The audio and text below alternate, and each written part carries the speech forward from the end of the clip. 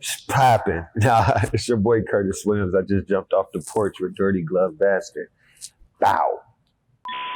Rolling up when I wanna, drinking good when I wanna, riding around with my main shit, gotta own. All right, we got Curtis Williams off the porch with us today. Yo, what's popping? 2-9 shit. You know? How you feeling today, bro? I'm feeling great, man. I'm alive, man. It's a lot of shit going on, so I'm just blessed to be still standing here. No doubt, man. Yeah, we've been a long-time supporter of your music, so we appreciate you coming by, man. I appreciate you. Yeah, definitely. All right, so let's take it back. Atlanta native, right? Atlanta native, yep. What part of the city you from? I've lived in almost every part, but I grew up around like the east side, like Decatur, Stone Mountain, Lithonia, and then I moved over to like the 4th Ward over by like Edgewood. But I've stayed in Gwinnett too. I went to high school up in Gwinnett, and so, Okay. so I'm all over Atlanta. Yeah. How much has Atlanta changed over the years since when you were first growing up? A lot, especially like places like the 4th Ward and Decatur and shit, like downtown Decatur. It's a whole nother place. You got vegan restaurants and juice bars and fucking gay couples walking their dogs. And I love it though. It's cool. I love how progressive it is. So, but it's totally different from when I was out there. It was not like that at all. Yeah. Did you ever think Atlanta would go through that big of a change? No, because I grew up, I wasn't in the worst areas and I wasn't the baddest kid, but I had a lot of cousins that were into a lot of bad shit. So I've seen it. And so to see where like just in general, where everything is, how it's progressed is kind of interesting. I never thought I would be on Edgewood and be partying with like trap guys and then frat kids right here, white girls, and you go right here and they fucking playing house music. You going over here, they playing Gucci. You going over here, they playing Fleetwood Mac. I never thought I would be on Edgewood and be able to see shit like that. It's cool to me. It's real interesting. Yeah, I like it though, a lot. Yeah. How old were you when you first jumped off the porch? 15, 16. Mm-hmm. Yeah. Skating. Yeah, I was skating first, and smoking weed and just skipping school and being bad. And I started rapping. I wasn't getting no money or anything. I was one of those. Yeah. Just sleeping on everybody's couch. It was some bummy shit. I was like, man, I got to find out. I got to do something to get some money. Like, and I didn't want to go to college. So I was like, I was always smart though. So I just figured out a way to do what I want to do without being a bum. So yeah, 15, 16. Okay. What's one of the biggest life lessons you learned while growing up here in Atlanta? What's one of the biggest life lessons? Yeah. Just be about your shit. Don't just talk about it. That's one of the biggest things I've learned. Like, I notice a lot of people, they talk about shit that they want to do, or they claim they're this, and there's nothing wrong with that at all. Like, you know how people say you got to speak it into existence, manifest it, whatever. But the next step to that, I feel, is actually putting in the work to do it. A lot of people think that this shit just comes. They just sit there and they're like, yo, I'm waiting on a blessing. I'm like, you might even have talent. I learned just, you know what I'm saying, put your money where your mouth is. And that's the biggest shit I had to learn. Yeah. What's your thoughts on the music scene here in Atlanta now compared to when you guys were first coming up? I like it. It's cool. It's just kind of funny now to see the shit that I was doing when I was like 14 and 15. And even when we first started 2-9, like we started 2-9 late 2008, 2009. That's where the name came from. From 2009, that was the year where we all was just like, yo, we about to this is what we doing. And the scene then we was the only type of dudes, at least that I knew, that were like that. I'm not gonna sit here and tell you I started everything, but when I first started doing this shit, we was the only guys. We used to get clowned and denied at bars and clubs, or at that time it was more club shit. So we was at the club still wearing Supreme in there with bait shirts on and just got done skating and shit like that. and motherfuckers looking at us weird, having jeans that fitted jeans and shit like that. Even the sound of music, we was using different melodies and singing. Like my brother Key was real melodic. He got that from Schoolie, because that's one of our favorite people. But now I see like, it's like motherfuckers forgot like they been doing this shit. It's like, nah, now I see it's a whole new realm of shit, and niggas acting like they been doing this. Like, nah. Back in the day, that shit was not cool. Motherfuckers was clowning us. But you know what I'm saying? It's cool. But it's a whole different world. Like, it's a lot of whack shit though. But it's a lot of good shit. I'm not gonna be one of those hip hop rappers that's gonna sit up here and talk down on what's going on in music right now, because I love all of it. I love every style of music, but it's a whole different sound from when I was growing up. We was listening to what I was listening to. I was listening to like Gucci, Luda, Jeezy, but then I was listening to like Lupe Fiasco, and of course Outkast, shit like that. And so it's crazy to see like a lot of these kids coming up in Atlanta, kids that I grew up around, like Nestle and Lil Yachty and Cardi, motherfuckers I grew up around, like Jid. So it's cool to see like this new scene, Earth Gang, shit that I've been around. So it's cool to see it kind of stepping into the like the front line of music right now, because it used to be like the weirdos, that's the different shit. Now it's kind of, they normalizing it a little bit. I saw you were just hanging out with Lil Keed the other night. Yeah. Yeah, me and him got some shit on the way. That was the first time I met him though. Like, oh yeah? Yeah, I met him through my homie Manny, Visualize Your Youth, and my boy Yoga from Og. They doing a video with him. And so I had pulled up because they wanted me, and we just started vibing. But we had a song that we did together, and I never put it out because his DJ / producer is the one that put the whole play together. And me, I'm the type of guy, I want to talk to like the artists, like talk to him before, like if I had a song with you, or you know what I'm saying, even if the producer, and I know that's your right hand man, I don't want him to wake up and see Curtis Williams featuring Lil Keed and he just like, what the fuck is this? Who is this dude? Like, you know what I'm saying? And so we talked about it. We chopped it up about some cool shit. He was telling me, fuck with me, I fuck with him. He's a real smart dude too, from like a lot of the shit he was telling me, the shit he was talking about. It's a real smart kid right there. Yeah. Like really smart. Yeah. All right, so Two9. How did Two9 form back in 2008, 2009? And who all was involved at first? It formed, me and Key created Two9. Like we came up with the name Two9. Me and Key, and it pretty much started, me and Key had a group called Pilot Music. The name is so trash. Pilot Music though. And it was me, him, our boy Damien, and then I had knew Retro Sushi because my older brother owned a skate shop, and it was a black-owned skate shop, like Terry Kennedy, Stevie Williams, man. Like they used to come there, but it was a lot like shit like Bape and Supreme. So, excuse me. Like, so we grew up around there, me and my brothers and Key and shit. I met Retro Sushi because they used to come to the shop a lot, like, and it became a place where we just all hung out. Like my boy Nyree, one of the greatest skaters in the world. Him, we used to just kick it. And then we all just started running around with each other, hanging out.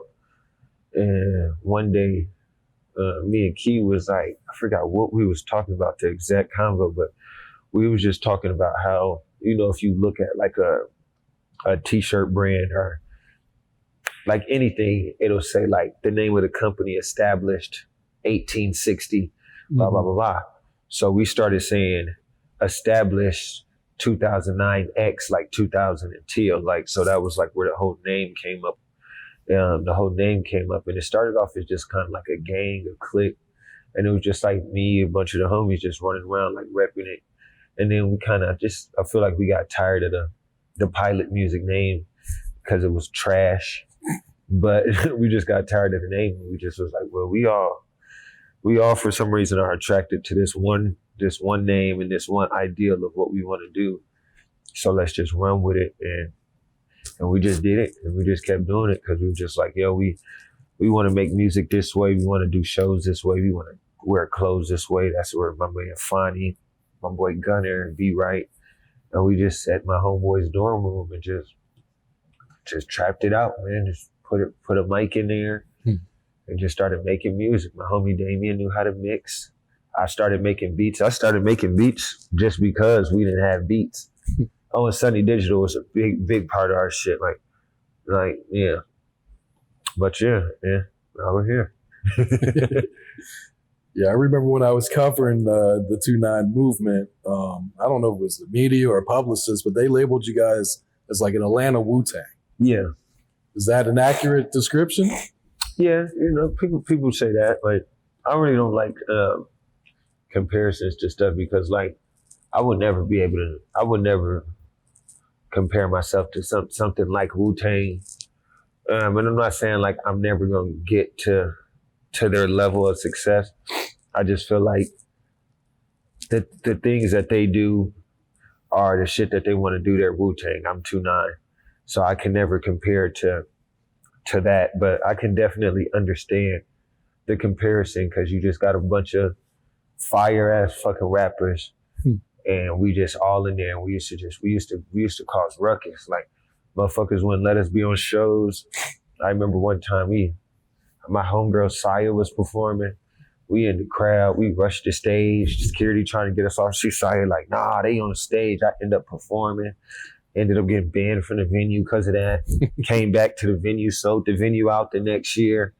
Like, so I get it, like, because we definitely was like Wu-Tang or some like, we gonna do what the fuck we want. And I feel like Wu-Tang was they was super duper different in their era too. Like, like the whole karate, Shaolin shit and all that. Like, wasn't nobody in New York like doing that type of shit for me. I don't know. I'm from Atlanta, so I ain't see nobody really being into that shit. I wasn't even into that shit until Wu-Tang karate movies and just their content, like just the way they dressed. Like, motherfucking Ghostface would come out with the robe and like shit like that. Like, I never seen shit, so I feel like 2-9, we definitely like that because like we fucking different as fuck. Like, we some weirdos. Like, we make some weird shit, but we make some good shit.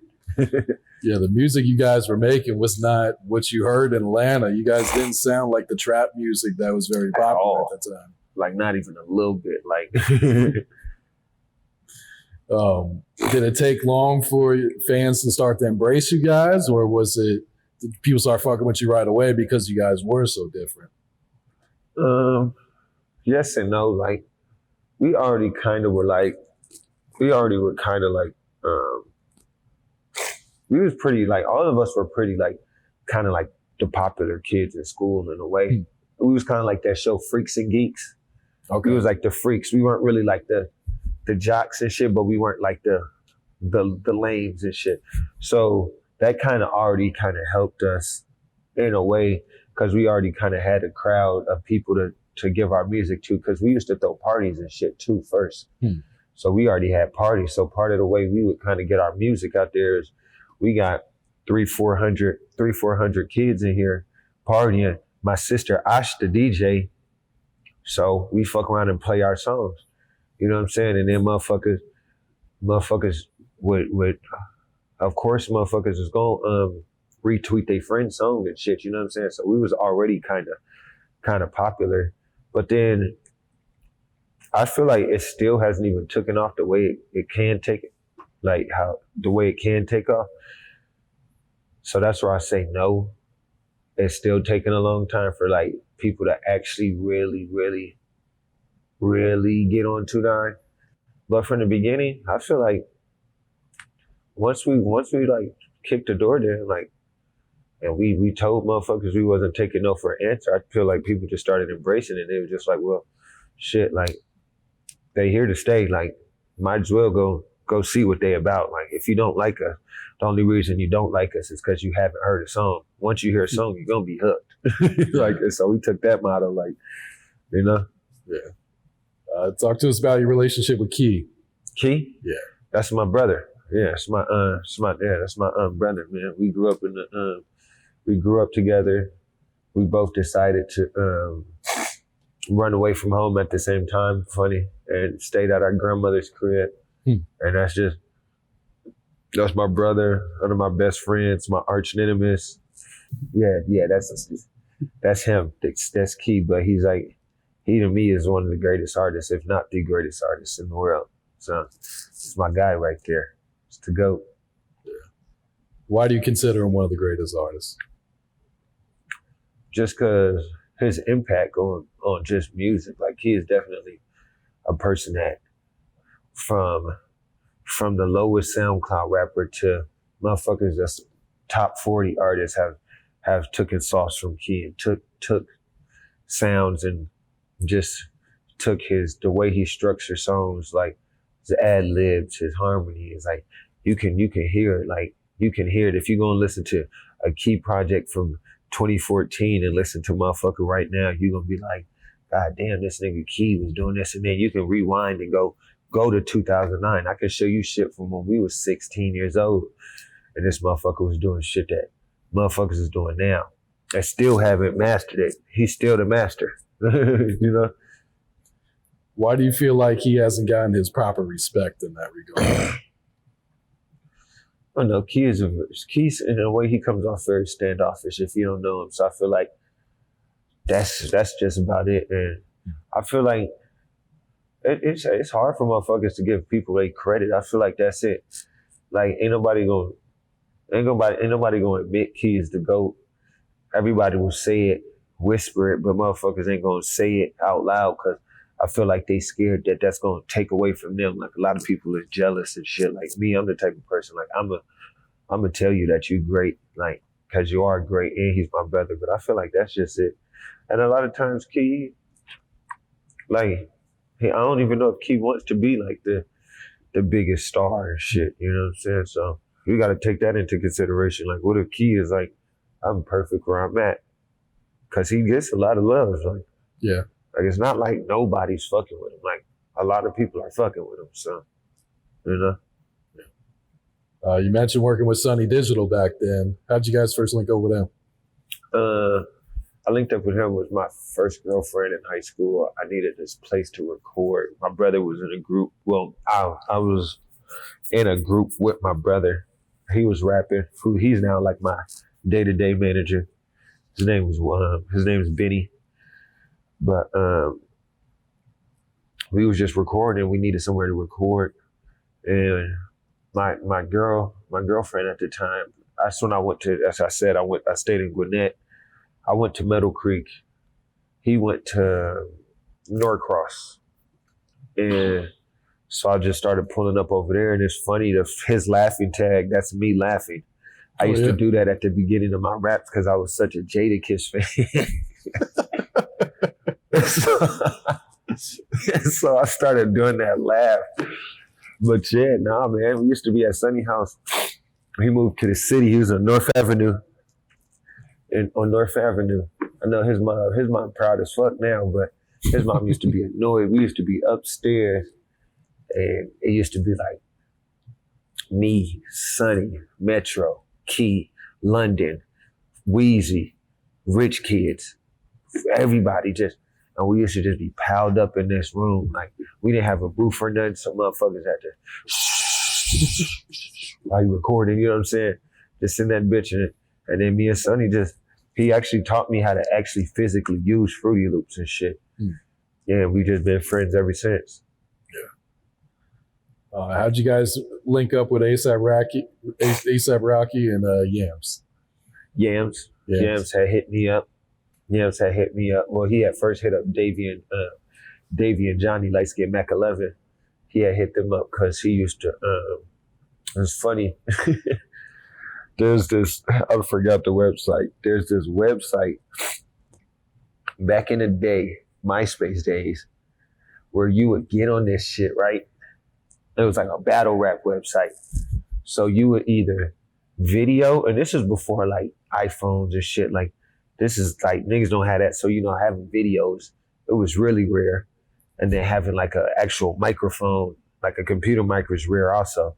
So you could either video, get on the microphone, or you could type out your battle. So you sitting there typing, you get there and you see a nigga battle. You sit back. I'm ready to rap. And so that was the site. And whatchamacallit, Dave used to be on there. Yams used to be on it too. And then Dave, Yams had a website. I forgot what it was. God, how am I forgetting this shit? It's not I'm Not the Toy. That's Jay Scott. Rest in peace, my brother Jay Scott too, man. And so, so then I don't know, Yams had just hit me up. And he fucked with me, and he told A$AP Rocky about me. This is before A$AP Rocky even blew up. So we had been running around with A$AP for a minute.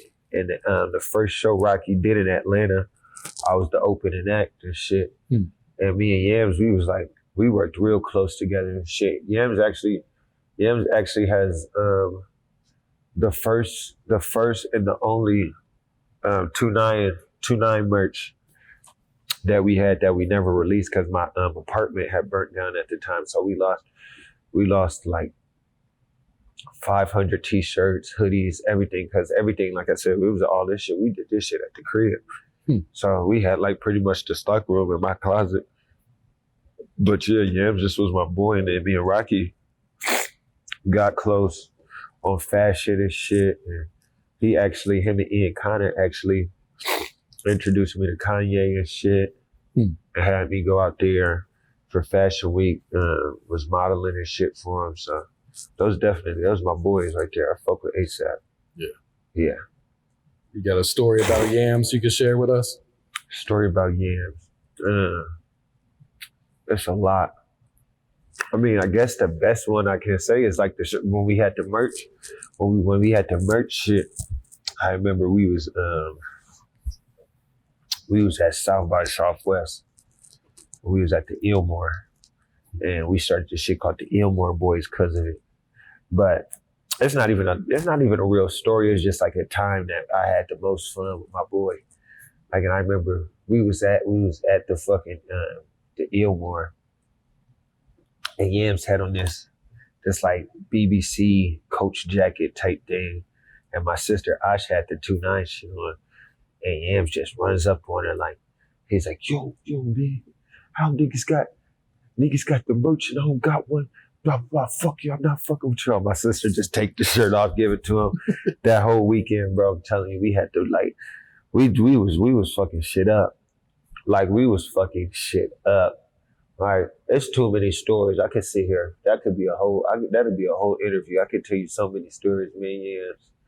He was one of the funniest dudes, like, just naturally funny. Like, he would just say shit, like, just funny shit, like he'd just say shit and you would just be like, this nigga is so funny. Like, one day he had texted me. I think I hadn't replied. And he said some shit like, yeah, I'm going through an emotional roller coaster right now. Some stupid shit. Like, he was just an awesome dude, bro. You could tell he was a genuine dude. Like, everything, he genuinely loved people and genuinely just wanted to see people win and didn't expect anything of it. He had no type of hate in his heart. And he was thorough. He was real too. Like, he was a good guy. We definitely lost something when we lost Yams. But he's still here though. He living in all of us. Long live Yams, man. Long live Lamborghini, man. Yeah. Talk to us about your friendship with Trinidad Jame. Oh yeah, that's my boy too. That's my guy. Yeah, me and him been close since he first started rapping. He used to work at a boutique next to my house. I remember we used to call him hipster because we didn't know him, but I knew him because he was big sneaker collector. So I knew him from that. And I remember his first show, like, it was barely anybody in there. It was at the basement over in East Atlanta. And I was sitting there like looking at the crowd like, man, y'all niggas don't understand what's about to happen. Like, y'all niggas need to turn up. Everybody looking at me like, yeah, all right. Shit. A few months later, all gold everything dropped. He blew up, but we always stayed in contact. we actually right now, my boy, who's like my manager and shit, he kind of like managing Trinidad too now. So we kind of on the same team right now too. But he got a lot of good music on the way too. Yeah. We talked about his music. His music is cool too, man. Like he got some shit. I know people don't expect him to have shit, but he got some good music. Yeah, you two were featured on the song that ended up on Metro's 19 and Boomin. Yeah, that was the first song Metro did for that project too. Really? Uh-huh. Oh shit. Yeah, the first one, because me and Metro were like this. We still close. We're not as close as we used to be, but me and Metro at the time was like working on a project or something. And like I said, Trinidad worked at the shop next to my crib, and one day he was just like, he just pulled up, and I had all these Metro beats, and we ended up making that song. And what's funny is the beat on that song is a whole totally different beat. It's not the same beat at all. Like it's a whole different beat. Like at first Metro was like about to scrap the song, and then him and Sonny redid, like literally they didn't, it's not like they like edited the beat. Like it was, they just had this exact tempo, made a new beat, and slapped it on the Pro Tools shit. Oh shit. I didn't even like the song. Like, you like the original one? No, I didn't like the original song. Oh. Yeah, I didn't like the song at all. Me and Trent, none of us liked the song. And then once we heard what they did to it, we was like, okay. Yeah, it's still not my favorite song, but it's a fire song. I listened to it yesterday. Yeah. And it's kind of legendary, you know? Yeah, that's a classic mixtape. That's what really kind of broke Metro out, you know? Yeah, and to be a part of that is pretty awesome. 2-9 ended up signing with Mike Willmater, right? Yeah, that's my boy. Salute to Mike, Eardrummers. That's my dude, man. Yeah, shout out to Ray Streamer, Rico Presley, my boy Ears. That's my nigga. Yeah, 30 Rock, Ducko McFly. Yeah, you know, DJ Foo, A+. Yeah, man. Yeah, we got some shit over at Eardrummers. Yeah. What was it like working on that album compared to you guys' previous mixtapes? On our album? Yeah, because that was distributed by Interscope, right? Yeah. It wasn't too different, but it was definitely, I'll say it was a little bit of pressure, but like not bad pressure either. But it was definitely fun because this is when we actually like, oh shit, my dumb ass don't want to whip my phone on. You just said put it on silent. But no, like it was definitely cool because having that type of budget and like push behind you, we was able to actually do what we want to do. You know what I'm saying? Like we already were doing what we want to do, but you know what I'm saying? Like being able to do shit like we got bobbleheads and shit done. Like I could never do that shit by myself. We gonna make the fires graphics and shit, you know what I'm saying? But like being able to do that and then put them on billboards around the city, or being able to say, oh, well, we want to record the album out in LA in this studio. And we want the whole studio booked out. We want 3 rooms. So then we got Mike Will back here, one homie right here, and then we recorded one. It was just like, it was a different experience from just recording in your homeboy's room. So it was cool, but it was definitely a lot of pressure for us to kind of show, like, we just felt like, oh, okay, there's a light on us, and we were just like, this is like make or break, you know what I'm saying? Because we got all these people looking at us now. We could either drop a fire album or we could drop some whack fucking shit. So let's sit back and try to create the hardest shit. And I feel like with Forever and Before Forever, we did some shit on there. It's a lot of good fucking songs on there. Some of the best music I feel like we've ever made. Yeah. And that was the last 2-9 project? Is that Forever. Right? Forever is the last one. Yeah. And right before that, we had dropped the album Before Forever. That was the Interscope. We did 2 with them. Okay. All right, talk to us about DJ Speakerfoxxx and Ballers. Man. Yeah, man. Yeah, the queen of Atlanta, man. Yeah, Speakerfoxxx shit. That's my big sister. That's all our big sister. She was really super close to my actual sister, Ash. And Aubrey, rest in peace, Aubrey too. But yeah, man, she's a fire DJ, smart, one of the flyest women you'll ever see. Flyest woman you'll ever see. That woman could dress her ass off and she could DJ her ass off. She was just a real light in Atlanta. Yeah.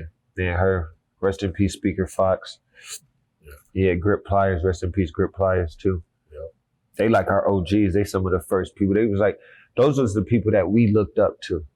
Like in Atlanta, those was like the people Ballers Eve, all that type of shit. That's what we used to, Tukey Carter, like Holly Weird, all that type of shit. That's what we was into. That's the shit we follow. Yeah. I saw on IG that your first project, not your first project, but your project, Zip Skylark, almost didn't happen. Someone had stole your laptop? Yep. If someone stole a laptop, and I was just dropping a project. It wasn't even called Zip Skylark. It was called Everything and Nothing.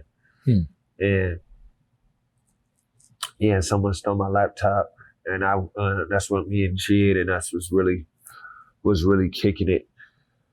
And yeah, so we dropped that shit. I just dropped it because you know how you got the bounces of songs, but you might not have the sessions. Yeah. So I was just like, damn, I can't edit these songs. That's why they's all rough drafts and unfinished songs. There's some parts of songs where you can hear silence and stuff, like for real, like. But I was just like, man, like these songs is fire, and I didn't even expect it to like become one of my most popular projects, but it ended up becoming like one of like the most important projects in like my discography. Yeah. So I love it too. Yeah, I was listening to it the other day, and it holds up pretty well. Yeah, right? Yeah. That shit is hard. Yeah, I got some shit on there. Yeah, for sure. Talk to us about your new project, Last Action Hero. Yeah, Last Action Hero. Yeah, Last Action Hero, that shit is, that's a bunch of songs that, Last Action Hero was one of the first, that's the first project that is pretty much just a collage, like kind of like a playlist of songs. That was like one of the first projects that I didn't really like.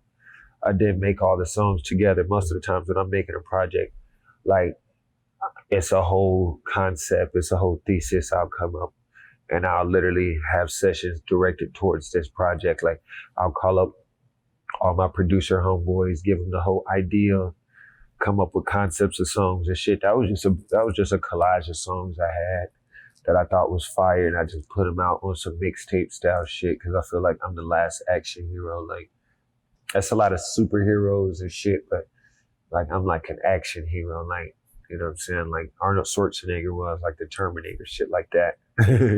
Yeah. Are you pushing a single off that project? Oh, let me think. What's on there? Eric, what the hell is on? Let me see. Let me see. Because there is one. Oh, yes, a song with my boy Rio Craig getting called Beast. Okay. Yeah.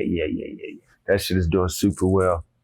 So yeah, I think I'm gonna try to get a video done for that. And it's a song on there called High right now. I'm doing a video for it. But yeah, really, Last Action Hero, it's really just like a mixtape kind of. So I'm not really gonna go that hard. I'm really about to go back and shoot some videos for a project I did called America's Most Blunted. And yeah, that's one I'm trying to like really go crazy. Just a few songs on there I'm gonna push as like official singles and shit. Okay. Notice you cut your hair. Yeah. What was the inspiration behind that? Just needed a cleanse. It's that, and some tragic stuff happened in my life, so I just cut it off. I still got it in a bag at the house too. Yeah, I still got them at the house. Yeah. Nothing too deep though. Just wanted to restart, refresh. Feel like it worked? You was able to get a restart?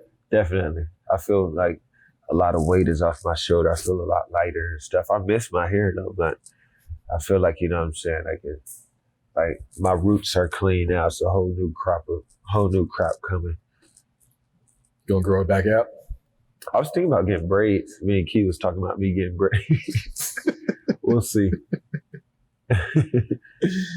You're a father now. What has being a father taught you about life? A lot. It's crazy. Baby moms. craziest part. But nah, every stop. Nah, man, it just, oh no, it taught me like what actually having actual responsibility and having a purpose actually means. A lot of this shit that we do, these is choices we make. And I guess I did make a choice to have my sons, but like it teaches you like, okay, this is a direct piece of me. And it kind of like, it's like looking in the mirror, looking at you and like realizing like every single thing that I do is going to affect this like directly. Like everything I do is going to affect 29 or my rap or my career. But like, that's like, I chose to be a rapper. I chose to do this and I can stop rapping if ever I want. I can stop any day I want. I can't stop being a father. Like now that's something that I am for sure. I'm a dad before I'm a rapper. Like that's my new title. Like he comes before everything. And it's just awesome like being able to kick it with my little man Chase. But yeah, man, it's just cool to be around him and play with him and just watch him, just watching him grow every single day. Like every single day he's learning, watching like his teeth come in. It's just like, it's interesting. It's scary as fuck. It's like, but it got me to get back on my shit. Like start taking my music serious. If this is what I'm gonna do, I gotta fucking do it now. Cause now I got a whole nother fucking human being that I'm responsible for at least 18 years. At least, you know what I'm saying? Mm-hmm. And I just want to be able to, one, be the coolest dad, but be responsible, financially stable for him. And just, you know what I'm saying? He's awesome now. All right. And the last words or shout outs before we get you out of here? Shout out to Two9, of course. Pastor ML. My boy Fonny. Shit, that's about it. Yes, sirski. Rolling up when I wanna, drinking good when I wanna, riding around with my main bitch. She got her own weed, she stay blunted. Can't say a young nigga.